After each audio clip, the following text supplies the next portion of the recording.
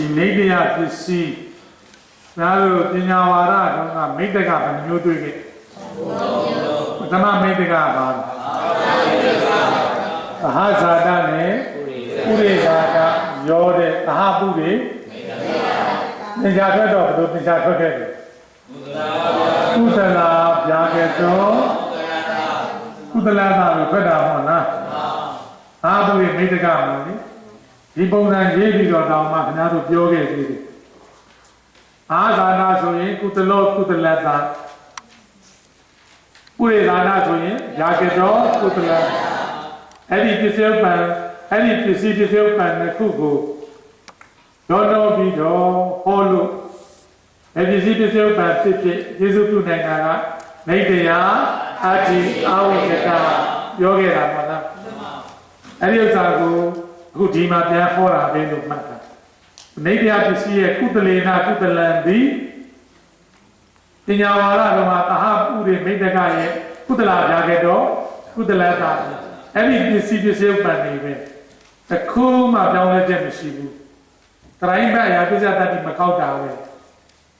ပညာဝါဒကိုပြန်ပြီးတော့ဒါလေးရုပ်ခဲ့လို့ခုနကတော့ကျောက်ကမမာမိလိုက်လို့မာရမှာ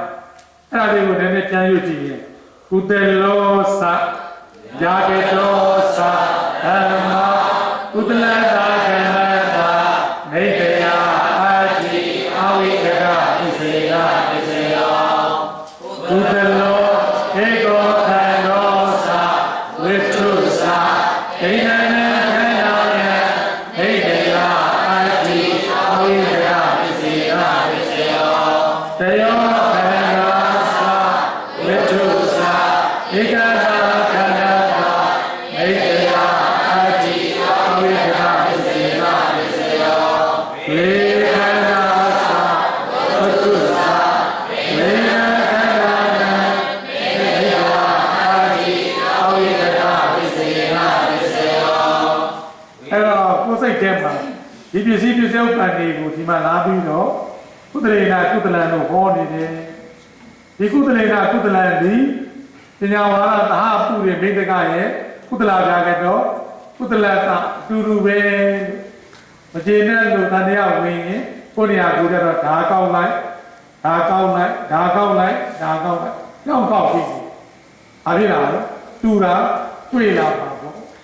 ဘုရောကလည်းအာဇာတနဲ့ပုရိဇာတရောနှောတဲ့အာပုရိမိတ္တကမဟုတ်လားခုဒီပဋိစ္စမှာလည်းအာဇာတရောပုရိဇာတရောပစ္စယပံမျိုးဆိုင်နေတော့အာပုရိမိတ္တကပဲတူတူပဲဒီမှာကျတော့နေတရားပစ္စည်းလို့ပြောတာဒီမှာကျတော့ပဋိစ္စဝါဒနေတရားပစ္စည်းလို့ပြောတယ်ပညာဝါဒကျတော့အာပုရိမိတ္တကဒီလိုပြောတယ်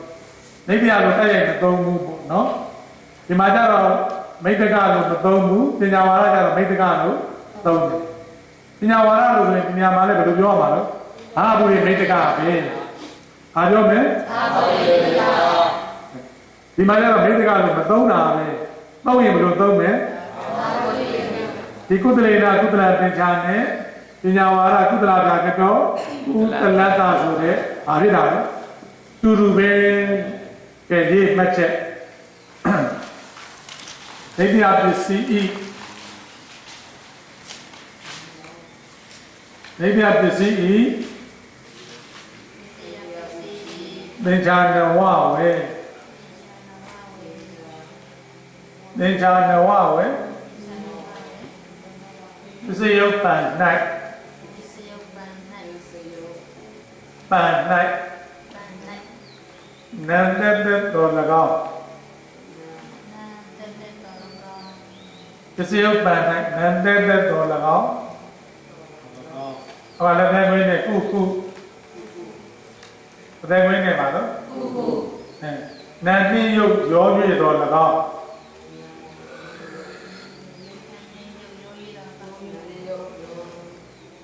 နန္တိယုတ်ရော၍တော်၎င်းဘယ်ဝိနေကုကုပြဘယ်ဝိနေကုပြ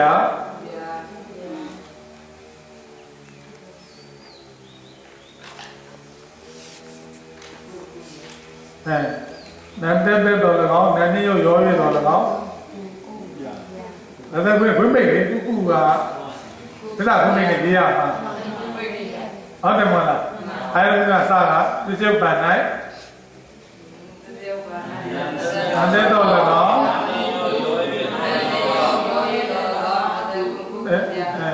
ဘယ်တော့နံပါခဲ့တော့နံပါခဲ့တော့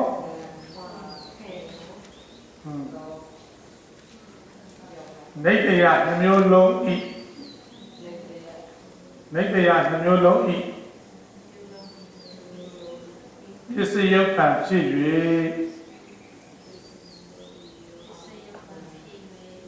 နေတရားနှမျိုးလုံးဤပါတော့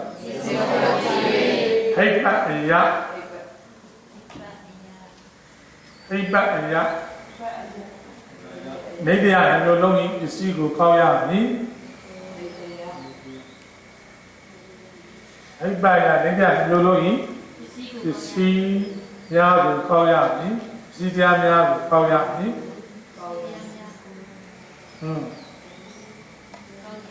ဟုတ်ကဲ့ပစ္စည်းဥပ္ပန်၌ရုပ်သက်သက်သာရခဲ့တော့ရုပ်သက်သက်သာရခဲ့တော့အသက်တွင်းနဲ့ကုပြဘုံပိတ်ဟုတ်လားရခဲ့တော့ဟိပတ်အရာ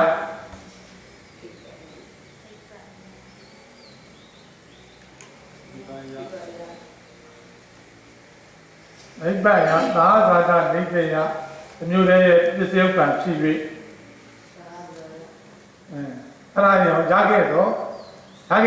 ရေးပြီးတော့ပါတော့သာသာသာနေကြရအမျိုးလေးရဲ့ပစ္စည်းဥပ္ပံဖြစ်၍ဟိပတ်အရာနောက်ကမှရေးရသာသာသာနေကြရအမျိုးကြီးဤပစ္စည်းဥပ္ပံဖြစ်၍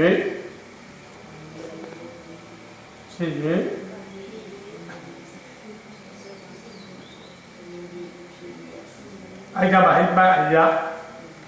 အာဂါဒနေကြတဲ့မျိုးဒီပစ္စည်းကိုသာဟိပတ်အရာသာဇာတာနေကြတဲ့မျိုးတည်းဤ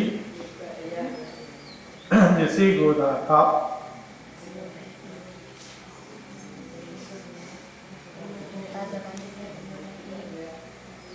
အာဂါဒနေကြတဲ့မျိုးဒီဤပစ္စည်းကိုသာဟော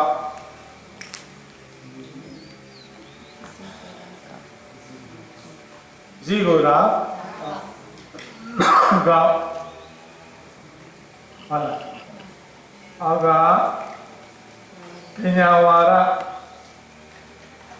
ပညာဝါဒသဟပုရိမိတ်တကဤအာပုရိမိတ်တကဤ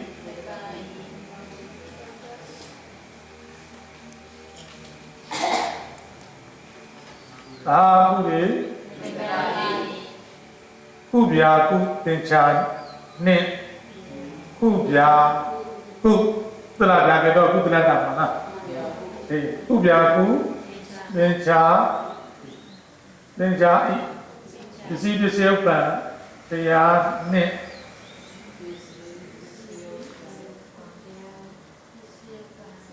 ပစ္စည်းဥပ္ပံအရာတရားနှင့်ပစ္စည်းဥပ္ပံအရာတရားနှင့်မတိစ္ဆဝါဒ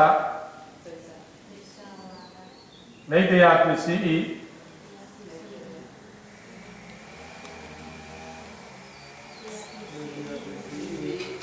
ပုသင်္ချာ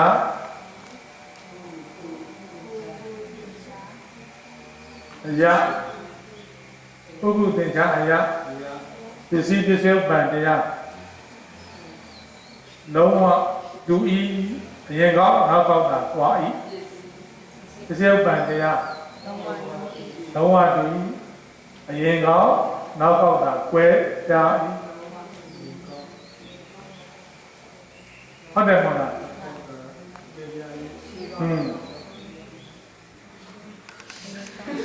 ဒီကတော့ကောက်တာပဲဗျာဒီကတော့တူတူပဲလို့ပြောတယ်အောက်ကအမှတ်ချက်ထဲမှာလည်းပါလို့ဟိုပါအာဟုတလာပြကတော့အာဟုတလာတာနဲ့ဒီမှာအာဟုတလေနာအာဟုတလာနဲ့တူမနော် အခုပြောပြီးရင်နောက်ထပ်နားမလည်ပါကဲပြစ္ဆုတ်ပံရုပ်သက်သက်ရတဲ့ကုသရိနာဗျာကတန်ကြတော့ရုပ်သက်သက်ဖြစ်လို့ဘယ်နိဒရနဲ့ပဲဆိုင်သဟဇာနာနိဒယအာသာနာနိဒရနဲ့ပဲဆိုင်တာကုသရာဒနိဒရရဲ့ပြစ္ဆုတ်ပံမှာရုပ်ဆိုတာအပါအဲကြောင့်အာသာနာနိဒရနဲ့ဆိုင်တဲ့ကုသရိနာဗျာကတန်ကိုခုနကကောက်ခဲ့တဲ့အာသာနာကြီးတိုင်းနဲ့တိပြီး၍မလွယ်အာသာနာတတိယဣဆိုတဲ့နေရာမှာသာသာတာနေတယတတိနေတယလေးတိုးပေးလိုက်ရုပ်ပူဇော်ရအောင်ဗျသုတလန္ဓမ္မမကိစ္စမြာမနောဓမ္မောဩကိသတိနေရပိစယကုသလေခန္တေပဋိစ္စစေတသမုဋ္ဌာနာရူပဝိတိ၌မြာကတောဓမ္မောဟူသောအတ္တဝိယကသစ္စာဝါဒဘုံ၌ပြေသောအကကုသိုလ်စေကဝိတာစေတလေအထာတေကအစေယမောနာမခန္ဓာကိုဆွေဖြစ်သောစေတယောပစ္စယဗန္တရားယာဤဒိဋ္ဌိယပစ္စယဟူသောဒိဋ္ဌိယကစေတယောအတ္တသောသစ္စာဝါဒဘုံ၌ဖြစ်သောအကကုသိုလ်စေကဝိတာစေတလေအထာတေကအစေယမောနာမခန္ဓာအဖြစ်တရား၎င်းဥပါဒယော၎င်းသံသောဘာဝေဘာပစ္စယယောဤသာသနာ့တရား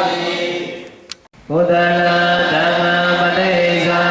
ဗျာကတောဓမ္မောဩပိသတိ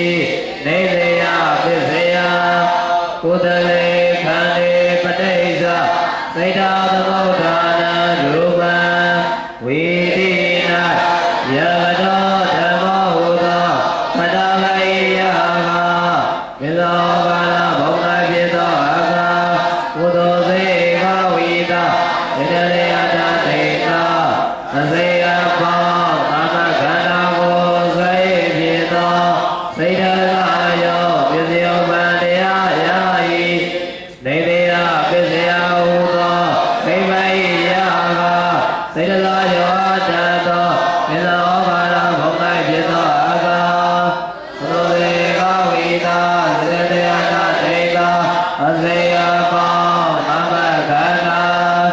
နေတယ၎င်းဥပါဒယော၎င်းသံသောဘာဝေဘာပစ္စည်းတရားတို့ဤအာသာတ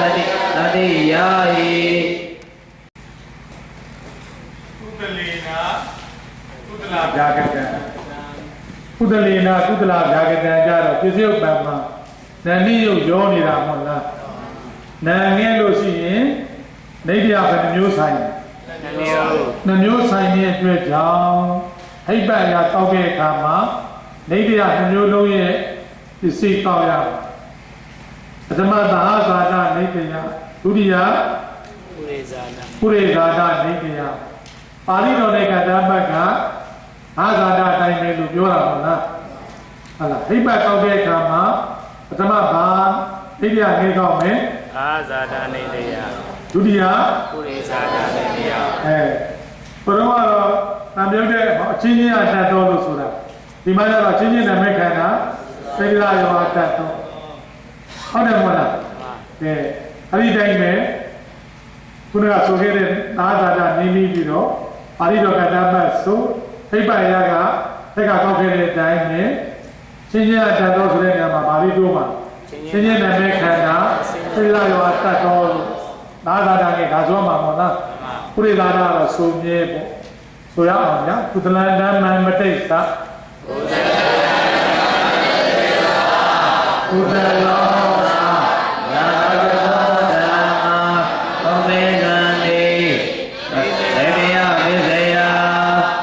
ကုသလ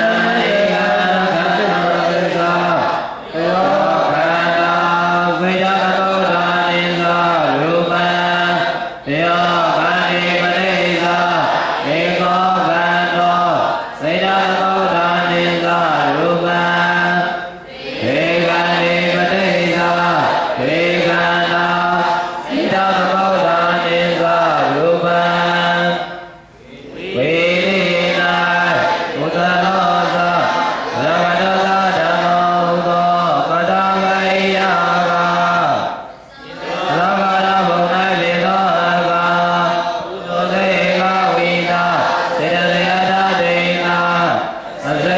bao nam a se ya bao nam khana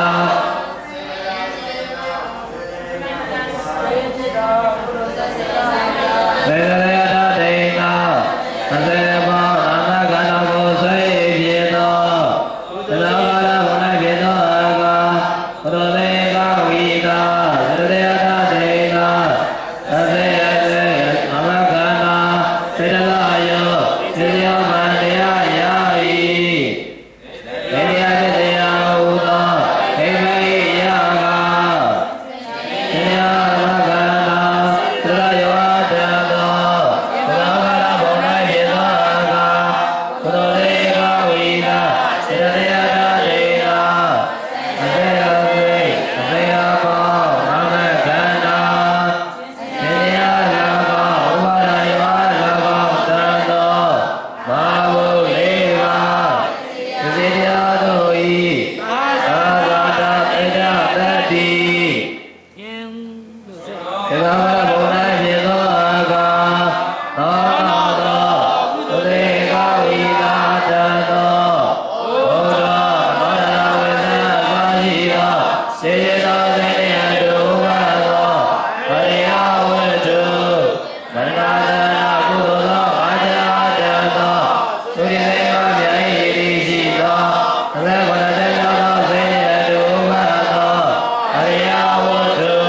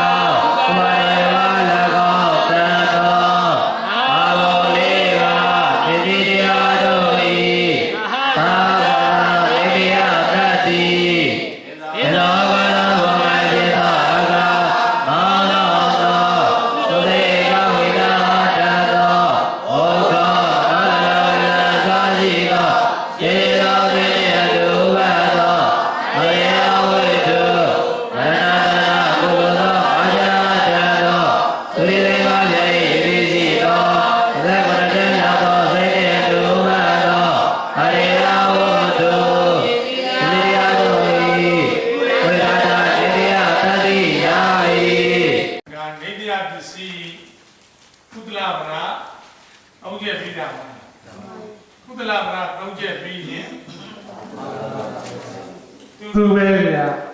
ကုသလဗရာသုံးချက်ပြီးရင်အကုသလဗရာသုံးချက်ပြီးတာပဲကုသိုလ်များဘာလေးကြောက်ရအာကုသိုလ်ပဲဗျာအာမပြောစရာမရှိဘူးเนาะအဲ့တော့အာကုသလဗရာသုံးချက်မှာပစ္စယမှာအာကုသိုလ်ပါလားသင်္ချာဘယ်နှချက်တွေ့နှစ်ချက်တွေ့မှာပေါ့အာကုသလေနာအာကုသလေနာအာကုသလာပြာကတံ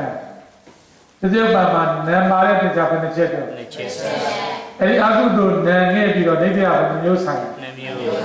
2 မျိုးဆိုင်ရင်ဟိတ်ပတ်ရာဒိဋ္ဌိတစ်မျိုးလုံးရဲ့စီကောက်ရုံအာကုတလေနာဇာကတံတေချာကတော့အစိတ်ပတ်မှာရုပ်တက်တယ်ပဲရှိတာပေါ့နော်ရုပ်တက်တယ်ဆိုရင်ဒိဋ္ဌိတစ်မျိုးလေးနဲ့ပဲဆိုင်တာဗာဒိဋ္ဌိနဲ့ပဲဆိုင်တာသာသာသာဆိုင်ရင်သာသာသာတစ်မျိုးလေးရဲ့စီကောက်ရုံမဲ့ပေရန်တူရန်ထုခံရတဲ့အဲ့ဒါဘာဖြစ်တော့လို့ရှိရင်တိုင်ဟောင်းကံမှာဖြစ်တာသူလည်း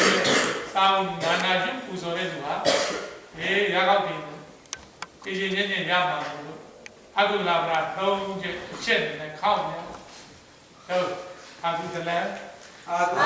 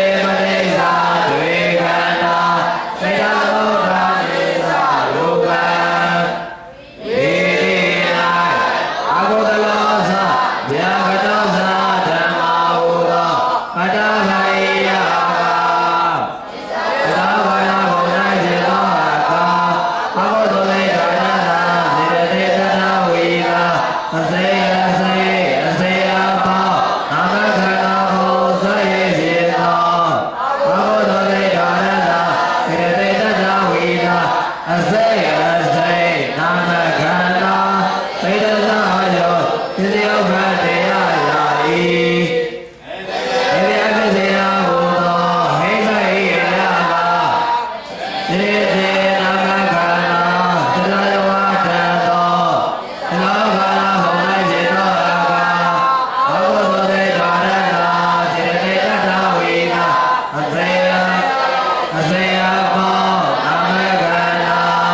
စေယလောကောဥပါဒယောလောကောတသောဘာဝဝေသောပစ္စည်းတရားတို့၏အာဇာနာတေဘေယပတ္တိလောကနာဟော၌စေသောအကာအာသောအကုသိုလ်ကေကာရဏာတံသောဟောသော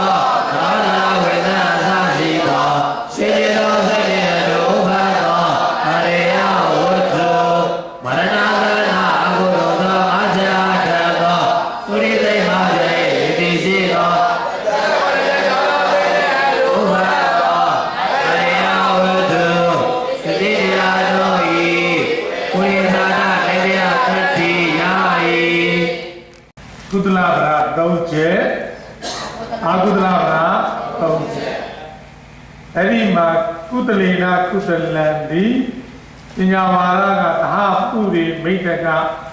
ကုသလဗျာကတောကုသလကနဲ့တူဤ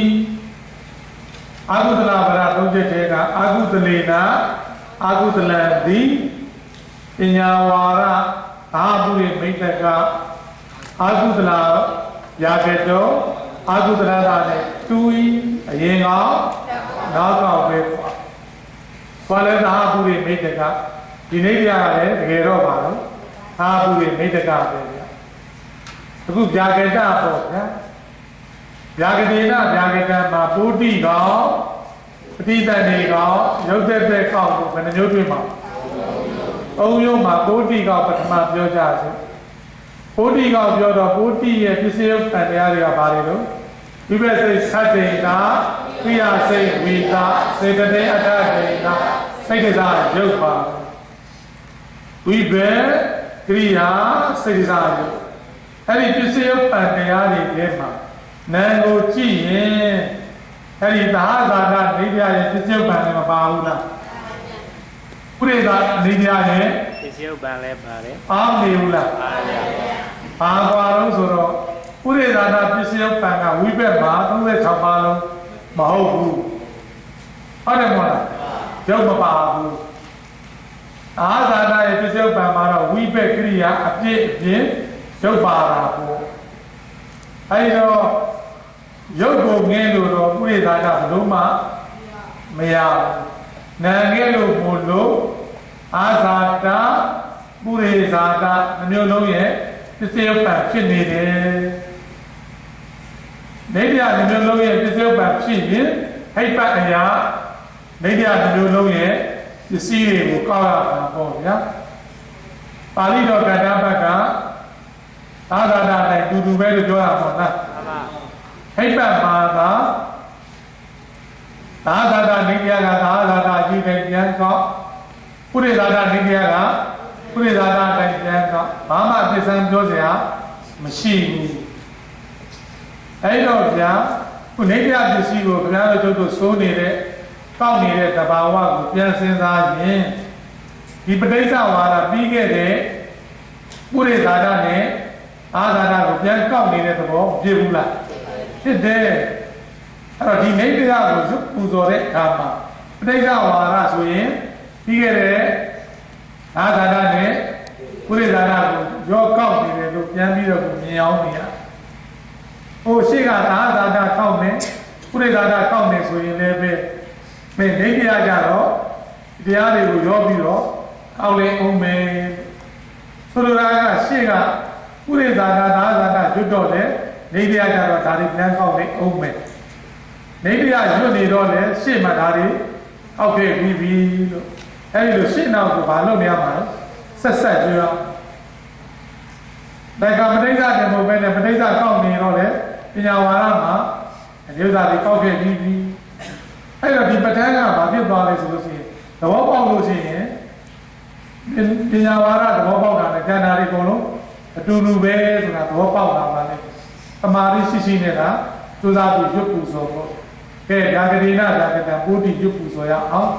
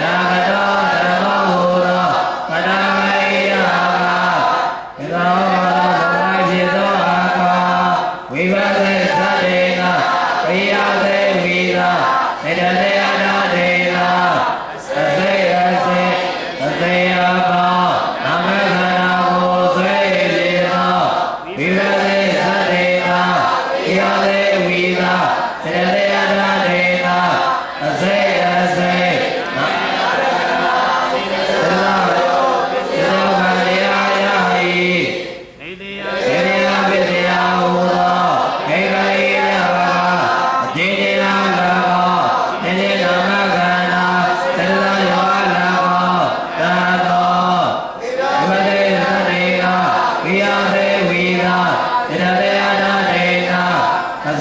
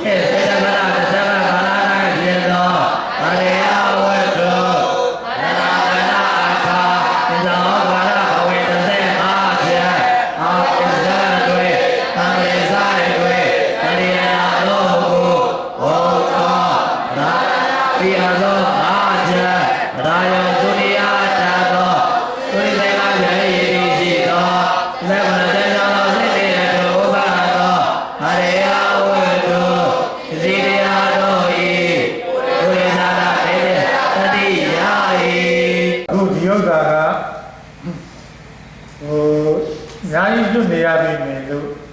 ရှေ့ရွတ်ခဲ့ပြီးသားပုရိသတာယတအာသတာအဲ့ဒါကိုမလုပ်ကြတော့ပြန်ရွတ်တာပဲဗျရှေ့တော့ပုရိသတာကပုရိသတာရွတ်ခဲ့တယ်လေအာသတာကသာသတာရွတ်ခဲ့တယ်လေခုနေတရားကအဲ့ဒီနှစ်ခုကိုပေါင်းပြီးတော့ပါတော့ပြန်ရွတ်နေတာပဲပြိဿမဟုတ်ဘူးနော်အဲကြောင့်ဒီပြိဿဝါဒကြတော့ဆန္ဒတွေကအားကြောက်ခက်တယ်ကွာဘာမှလည်းမသိလုံးထွေးနေတာဟိုလိုဆိုလိုက်ဒီလိုဆိုလိုက်မှန်ကမဟုတ်ဘူးလေတော့တဲ့လူကအရှင်းရှင်းပြောတတ်ဖို့ရဲ့တာရဏကနောက်ကတင်ရတာတွေပါတော့ပြင်ရက်ခဲ့ဖို့ဒါပဲလို့နောက်ကသာလဲတာရဏကမတည်ဘူးဆိုရင်တော့တဲ့လူဘယ်လောက်ကြီးရှင်းအောင်ပြောနေနေမရဘူးတာရဏကကျိုးစားပြီးနောက်ကောက်သာရအောင်လုပ်ပါလေနဲ့အားကြဘုန်းကြီးကရုပ်သာကိုရှင်းအောင်ပြောနိုင်ဆိုရင်လည်းအနာအလို့ထဲမှာမရှင်းလင်းဘူးဖြစ်တယ်အဲကြောင့်ဒီလိုရှုပ်ထွေးလာတဲ့ဒီပစ္စည်းတွေရကောက်ပြီးရောက်လာပြီဆိုရင်ရှင်းနေအောင်ပြီးခဲ့တဲ့သင်္ကန်းစာတွေကိုနောက်လောက်စာတွေမလုပ်ပါဘူးရှင်းအောင်လုပ်ရမှာအခုပြောလို့ရင်းကခင်ဗျားတို့ကလက်တွေ့ဖြစ်နေပြီလေခင်ဗျားတို့ဆရာပြန်လုပ်အောင်ပါဘူးဆရာပြန်လုပ်တဲ့အခါမှာဒီစနစ်တိုင်သွားနိုင်လို့ရှိရင်နောက်ကပြေခဲ့ပြီရှိတော့ကိုလည်းသက်သာမယ်ကလေးတွေလည်းမြင်ပါပဲဟုတ်လားဒီလိုမှမဟုတ်ဘူးဒီတဲ့ကောင်းတဲ့စနစ်ပေါ့ဆရာဘုန်းကြီးတွေကတနိုင်ငံလုံးရှိနေတာကိုဘာနဲ့တမနီးရတာပါတော့တူပေါ့ဒီတဲ့ကောင်းတဲ့ဒီစနစ်ရှိတယ်ဆိုရင်လည်းဒီကောင်းတဲ့ဆရာတော်တွေရဲ့ဒီစနစ်တိုင်းနဲ့ပို့ချပေးပေါ့ဒီစနစ်ကိုကြိုက်တယ်ဆိုလို့ရှိရင်ဒီစနစ်တိုင်းသွားမယ်ဆိုရင်ဒီလိုစတဲ့ကကြည်အောင်လုပ်ရမယ်ဒီလိုပဲပြောတာပေါ့နော်အခုဗျာဂတိနာပါတော့ဗျာဂတံပေါ့ဒီမှာပုဒ္ဓိကောက်ပြီးပြီညာပုဒ္ဓိကောက်ပြီးတော့ဘာကောက်လာမှာပဋိသန္ဓေကောက်ဆိုရင်ပဋိသန္ဓေစေကုဏဝေသာစေတသိက်ဉ္စတိန်တာကတ္တတာလို့ရုပ်တဲ့ကောက်ဆိုရင်ဘာလာမှာစိတ်ကစားရောပဋိသန္ဓေကမ္မစားရောမဟာဘုဥပါဒါလို့ဒီလိုလာမှာမဟုတ်လားဒါကပုဒ္ဓိကောက်ဒါကပဋိသန္ဓေကောက်ဒါကရုပ်တဲ့ကောက်ဗျာဂရိဏဗျာဂတံမှာ၃ချက်လာပါလေ၃ချက်မှာဒီပဋိသန္ဓေကောက်နဲ့ရုပ်တဲ့ကောက်တော့မယ်ဆိုရင်ပုရိသနာနဲ့လုံးဝအသက်ဆိုင်ပဋိသန္ဓေကောက်ပစ္စယုပ္ပံရုပ်တဲ့ကောက်ပစ္စယုပ္ပံဒီပုရိသနာမှာရှိသလားမရှိဘူးလားဆိုရင်မရှိဘူးဒီကျတဲ့မှာအရုပဝိပ္ပ၄ခုပဲမပါတာဒီသောကာရပဋိသန္ဓေပါတယ်သင်ပြီးတော့ပုရိသနာရတယ်လို့ပြောပြီးတော့အဲ့ဒီမှာမထင်နဲ့မရဘူးဘာလို့ပုရိသနာရဲ့ပစ္စယုပ္ပံသူ့ရဲ့သက်ဆိုင်ရာပစ္စည်းကပုဒ္ဓိခါမှာကျေစုပြုလိုက်လို့အဲဒါပုဒ္ဓိခါဖြစ်တဲ့နာလေးဆိုတော့ပဋိသန္ဓေကဖြစ်တဲ့နာပုရိသနာမှာရှိတာမရှိဘူးဒါကြောင့်ပဋိသန္ဓေကောက်ကြပြီဆိုရင်ပဋိသန္ဓေကောက်ကြပြီဆိုရင်ဘာနဲ့ပဲဆိုင်နေသဟာသာတာမျိုးနဲ့ပဲဆိုင်နေဘာနဲ့မဆိုင်နေပုရိသတာနဲ့မဆိုင်ရုပ်တဲ့ကောက်မယ်ဆိုရင်လည်းအာသာတာမျိုးနဲ့ပဲဆိုင်နေဘာနဲ့မဆိုင်နေပုရိသတာနဲ့မဆိုင်ဘာလို့လဲပုရိသတာရဲ့ပစ္စယုပ္ပံမှာပဋိသန္ဓေကဖြစ်တဲ့တရားတွေရုပ်တဲ့မှာလည်းပုရိသတာမှာဖြစ်တဲ့တရားတွေရှိတယ်မရှိဘူးပဋိသန္ဓေရုပ်တဲ့ပစ္စယုပ္ပံတရားတွေပုရိသတာပစ္စယုပ္ပံမှာမရှိဘူးဘယ်မှာပဲရှိတာလဲအာသာတာမှာပဲရှိတယ်အဲကြောင့်မို့လို့ပဋိသန္ဓေကရုပ်တဲ့ကောက်တော့မယ်ဆိုရင်အာသာတာနိတ္တယအမျိုးလေးရဲ့ပစ္စယုပ္ပံဖြစ်လို့ဟိပယအာသာတာအမျိုးလေးရဲ့ပစ္စည်းပဲကောက်ဖို့ဗျာအာသာပစ္စည်းရဲ့အမျိုးလေးရဲ့ပစ္စည်းကောက်တော့မယ်ဆိုတော့အာသာတာရောမကောက်ခဲ့ဘူးလားကောက်ခဲ့ပါဗျာအဲ့ဒီတိုင်းမှာပဲဗျာဣတိ၍မလွဲပါဘူးပစ္စည်းပစ္စယုပ္ပံပါဠိတော်အာသာတာတတိများမှာဗာလိကြောင်းမယ်အာသာတာနိတ္တယအဲ့ဒါပဲကဲပဋိသန္ဓေကရုပ်ပူဆိုရအောင်ဗျာဒီကနေ့ပရိသန္ဓေဝိပါဒဗျာ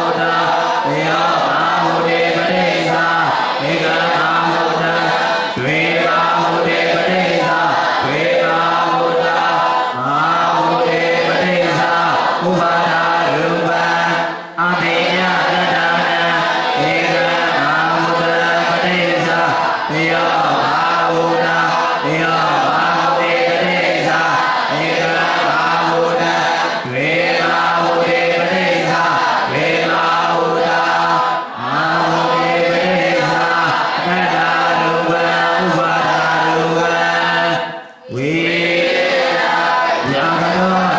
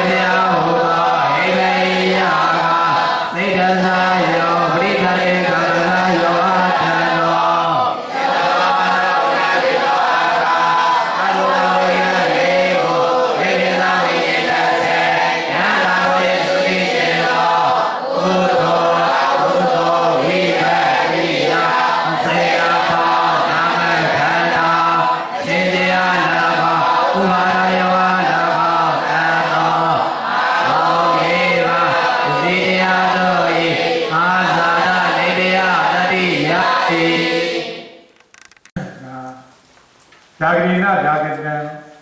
ဩတိကောင်အဓိပ္ပာယ်ဒီကောင်ရုပ်သက်သက်ကောင်အဲ့ဒီအကောက်၃မျိုးမှာဩတိကောင်တစ်ခုဒီတာမိဂယတစ်မျိုးလုံးနဲ့ဆိုင်လို့မိဂယတစ်မျိုးလုံးရဲ့ပစ္စည်းဟိတ်ပတ်ထောက်ခဲ့တယ်ဥပတိပန်ဒီကောင်ရုပ်သက်သက်ကောင်ကြတော့သာဂတာမိဂယတစ်မျိုးလေးနဲ့ဆိုင်လို့ဟိတ်ပတ်အရာအာဂတာမိဂယတစ်မျိုးလေးရဲ့ပစ္စည်းကောက်တာပေါ့အဲ့ဒီသဘာဝလေးတွေကိုသိပြီးပေါက်ရင်ဒီခက်နေခြင်းမအောင်နော်ခုနေပြပစ္စည်းဟောနေတဲ့ကောက်နေတဲ့သဘာဝဒီပြီးခဲ့တဲ့ဘာတွေကိုပြန်ကောက်နေတယ်သူရိဇာတာနဲ့အာဂါတာကိုပြန်ကောက်နေတာပဲခုဒုတိယပိုင်းအစမှာဘုဒ္ဓလာဇာဂတိနာဇာဂတံအာဂါတာပြောခဲ့တယ်ပေါ့လားနေပြလည်းအတူတူပေါ့ဗျာပစ္စည်းဥပ္ပံရုပ်သက်သက်ဆိုတော့ပုရိဇာတာနဲ့ဆိုင်နေလားပါနဲ့ပဲဆိုင်တယ်သာဂာတာနဲ့ဆိုင်ရင်သာဂာတာအတိုင်းပဲဣတိရွေးမလွယ်ပေါက်ရုံမဲ့ပေါက်ရုံမဲ့အာမသူ့တွေပြီးတော့အချိန်ကုန်ခံကြောစရာမရှိဘူးပေါ့ပြုတ်ပူဆိုရကုသလင်းစကုသလင်းစယာဂရိစဓမ္မစယာဂတောဓမ္မောဩဝိဇ္ဇတိနေတယဝိဇ္ဇယကုသလေခန္ဓေစမဟာမုရိစပတိစသေရသမုဒ္ဒံရူပံဝိယာယာဂတောဓမ္မောသောပတ္တမယဘာဣဒာတမောနိုင်ပိသောကုသိုလ်တေကဝိသာသေရလေနာတေသာအစေယဘောနာမခန္ဓာအစေယဘောဘာမုကိုသိစေသောသောဗန္တယယာယယောနိယဟောဟိမယယာဘာသောတသောသောဘာမောနိုင်ပိသောအာဂါကုသိုလ်တေကဝိသာသေရလေနာတေသာအစေယဘောနာမခန္ဓာအချင်းချင်းအလကောဥပ္ပါဒယောအလကောသတ္တောအာဘောလေးပါသိတရားတို့ဤအာဇာတနေတရားတတိယာဤအာဂုတလေသာယာဂရေသာဓမ္မပတိသာယာဂတောဓမ္မောဩဝိဇ္ဇတိနေတရားပစ္စယအာဂုလေခန္ဓေသာမဟာမုရိသာသေသာသေရသမုဒ္ဒံရူပံဝိယာယာဂတောဓမ္မောသော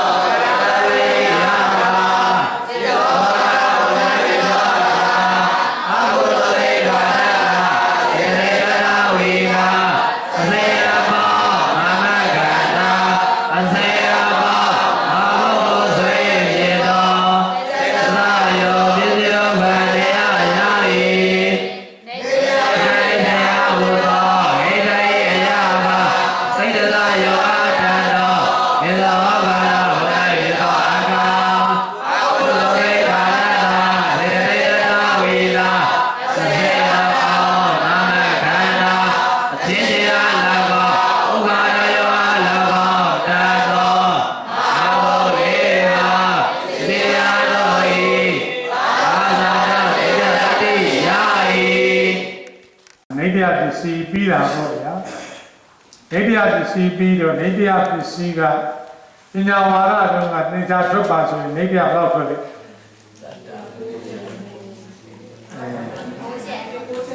ဟင်းနေတယ်တော်တယ်လို့ကြောက်တယ်နေနေလောက်တော့နေတယ်သေရတာလေဗျာဟုတ်တယ်မဟုတ်လားအာသာနာနေတရားဆိုရင်နဝပုရိသာနာနေတရားဆိုရင်တည်နေအမိတ်တကနေတရားကတစ်ချက်ပေါ့လားအဲ့ဒါတွေပေါင်းလိုက်တဲ့အခါကျတော့73ချက်အဲကြောင့်ပညာဝါဒလို့ဆိုရင်နေတည်သေရတာပညာဝါဒရဲ့သင်္ချာကိုကျွတ်တယ်အဲ့တိုင်းသွားပါခုပဋိစ္စရဲ့သင်္ချာဆိုရင်နေတည်ဘိုးဒိဋ္ဌိနဝဒီရကပညာဝါဒလို့ဆိုရင်ဒိဋ္ဌိအတိတ်ကလို့ဆိုရင်နဝ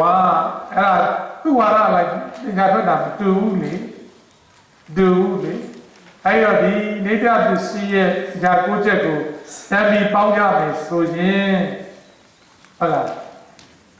အာဂါဒနေတ္တရမရတဲ့သင်္ချာမရတဲ့နေရာရေလို့ကိုချက်ပါရှိလားရှိပါဘူးရှိဘူးအာဂါဒနေတ္တရကသင်္ချာကိုချက်လုံးရတယ်တောက်တဲ့နေရာတိုင်းမှာရတယ်ပုရိသာဒနေတ္တရရတဲ့သင်္ချာနှစ်ချက်ပါတော့အဲ့ဒါပြော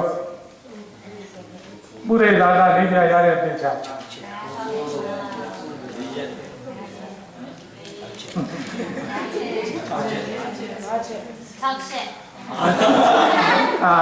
သောတာကိစ္စမရှိပြောချင်လို့လားပြောမပြေရဘူးအဲ့ဒါကျတော့အဲ့ဒါပေါ့ဆိုတော်တရားကရှင်းဆိုတာ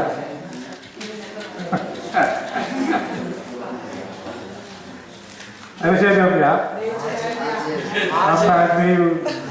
အဲ့ဒါချင်းဆိုတဲ့အုံနောက်ကမှတ်ရတာလေနာမည်လေးပြီးလို့သွားရင်ခွင့်လို့ခုလည်းပဲမှတ်ရတာလည်းခြားပြားတော့ဘယ်နှချက်တုံးဆိုတာကောင်းလို့မရဘူးဖြစ်ဒီစက်မှန်တယ်မှာတဲ့ကုသလပရာကနှစ်ချက်လीဟုတ်ဘူးလားအကုသလပရာကနှစ်ချက်လीဗျာကေနပုဒ္တိမှာမရဘူးလားအဲ့ဒါကလွယ်လို့ကုသလေနာဗျာကတံ